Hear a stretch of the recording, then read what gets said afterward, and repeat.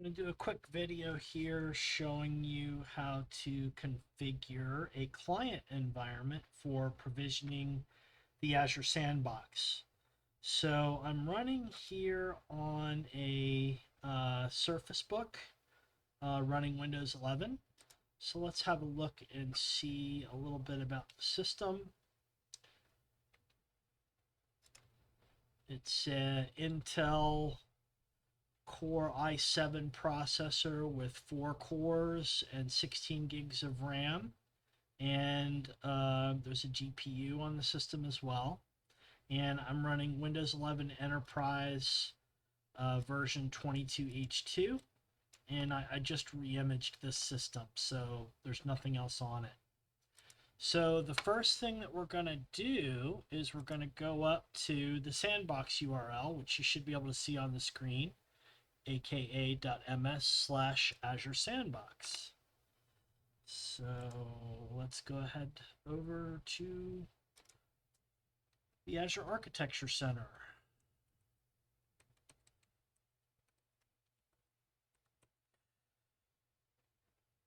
So this is the Azure Sandbox section on the Azure Architecture Center, which you've seen previously.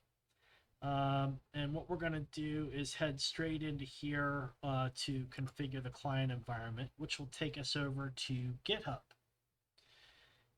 So there's 3 different client environments supported.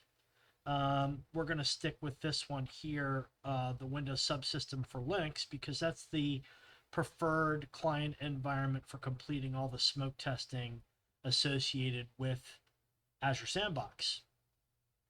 So the first thing that we'll focus on are these Windows prerequisites here. And we'll start by installing Visual Studio Code.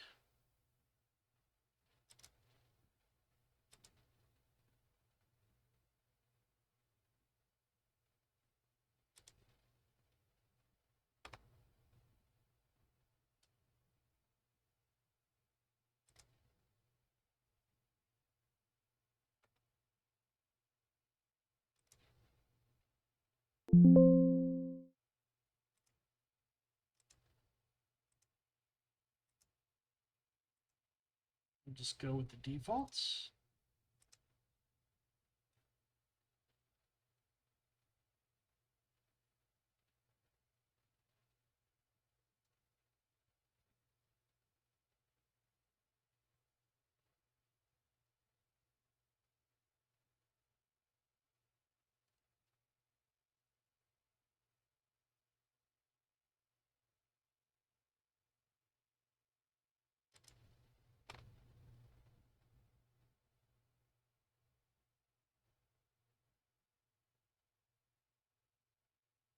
And there we are. Visual Studio Code is installed and ready to go.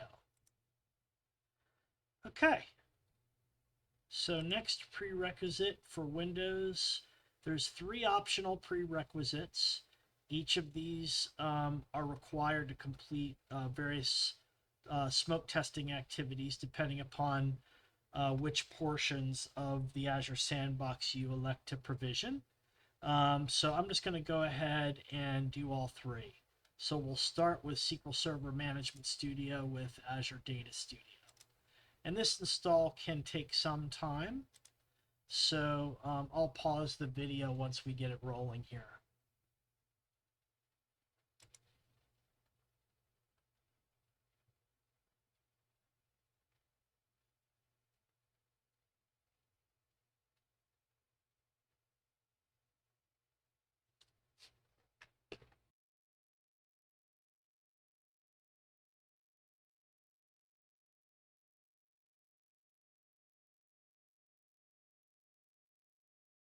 Okay, we'll just go ahead with the defaults.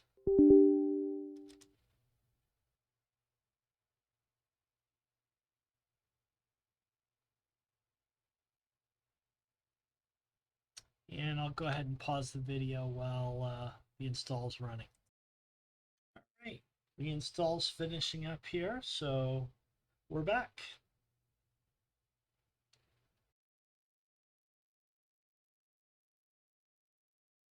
All right.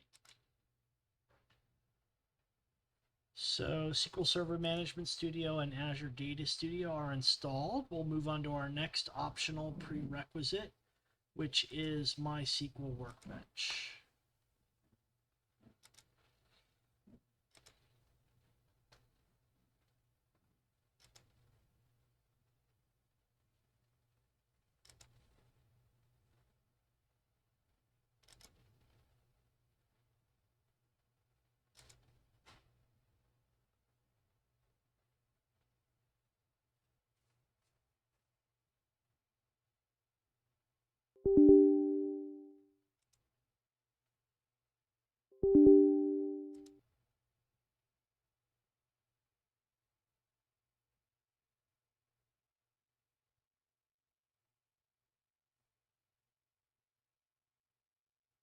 All right, we'll just install the client. And to do that, we're going to need to install Python.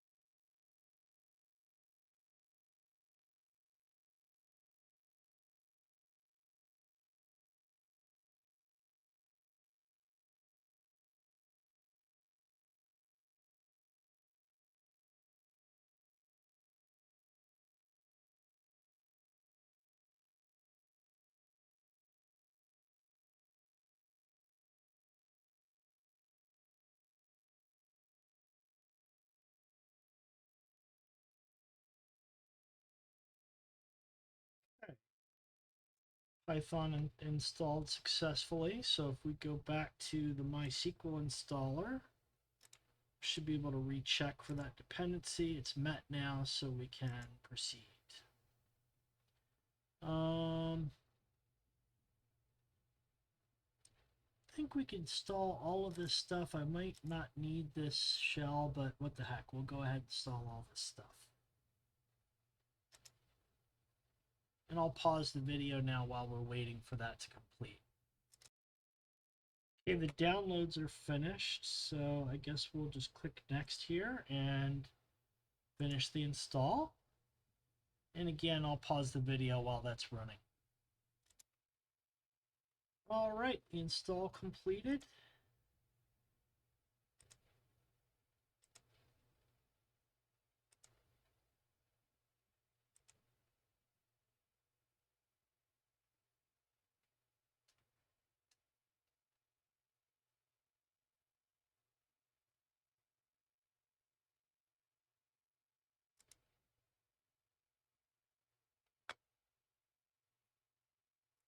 And we're all set with MySQL Workbench. So we will move on to the last optional Windows prerequisite, which is the Azure VPN client.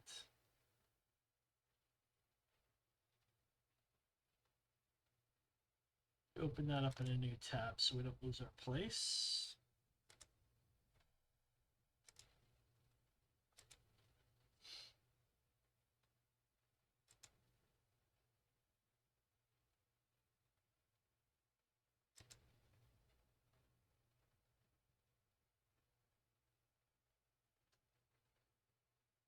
I'll pause the video while that's installing.